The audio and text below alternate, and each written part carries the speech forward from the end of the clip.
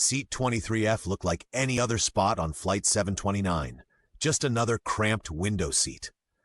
The young woman who sat there was quiet, head down in a battered chemistry textbook. To fellow passengers, she was nothing but a tired college student on her way home. But at 37,000 feet, when the cockpit fell silent and the pilots collapsed, all eyes turned to her. And when two Black Hawk helicopters appeared outside the windows, flying in tight formation, the truth shattered every illusion.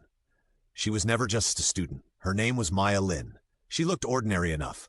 Black hoodie, sneakers, dark hair tied back in a loose ponytail. Her backpack bulged with organic chemistry notes, protein bars, and highlighters. Nothing about her screamed danger, power, or secrets. The morning sun slanted through glass as she boarded at Seattle-Tacoma International Airport. Travelers bustled around her, suits rushing to business meetings, families juggling kids, students with earbuds in. She moved like one of them, blending seamlessly into the rhythm of air travel. Flight 729 nonstop to Washington, D.C., a 5-hour flight across the country. Routine, forgettable, or so everyone thought. 2 hours into the flight, turbulence never came, yet the seatbelt sign blinked on. Flight attendants hurried, whispering behind tight smiles. A strange smell hung faintly in the air like overheated metal. Then the cockpit door cracked open. A pale flight attendant leaned out, scanning the cabin. Her voice trembled as she whispered row to row, "Is anyone here a pilot?" Confusion spread like wildfire. Passengers shifted nervously. A businessman raised his hand halfway, admitting he'd flown Cessnas 20 years ago. Not enough. When the attendant's eyes reached 23F, Maya slowly closed her book. Her seatmate, a middle-aged woman, gave a nervous laugh. "Don't tell me you know how to fly this thing." Maya didn't answer right away. She stood, steady and calm in the chaos, and said quietly to the attendant, "Take me to the cockpit." Passengers stared as she walked the narrow aisle. No hesitation, no fear, just precision in every step. Inside, the scene was grim. The captain slumped over the controls, unconscious. The first officer was drenched in sweat, gripping the yoke with trembling hands. Warning lights glared red across the panel. He tried to wave her back. "This isn't for passengers," but she cut him off with 5 words that silenced him.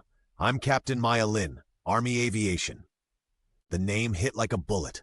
She slid into the jump seat, scanning instruments with practiced eyes. The flight attendants whispered in shock outside the door. She said, "Captain, Army?"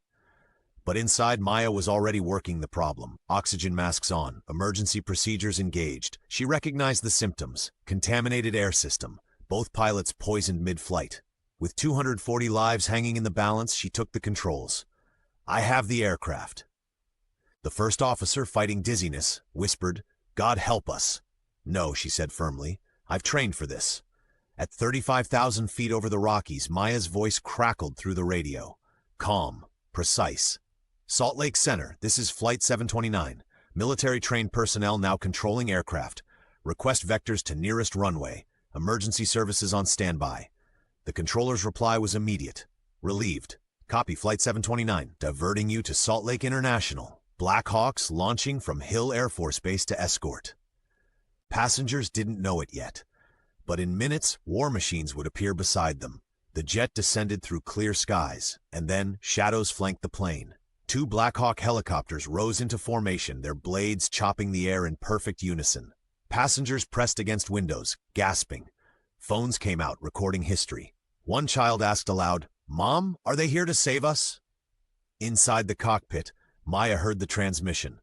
"Flight 729, this is Guardian 1. We have visual escorting you to runway." Then silence, until the Black Hawk pilot added, almost reverent, "Captain Lin, it's an honor." Her cover was gone, her name revealed.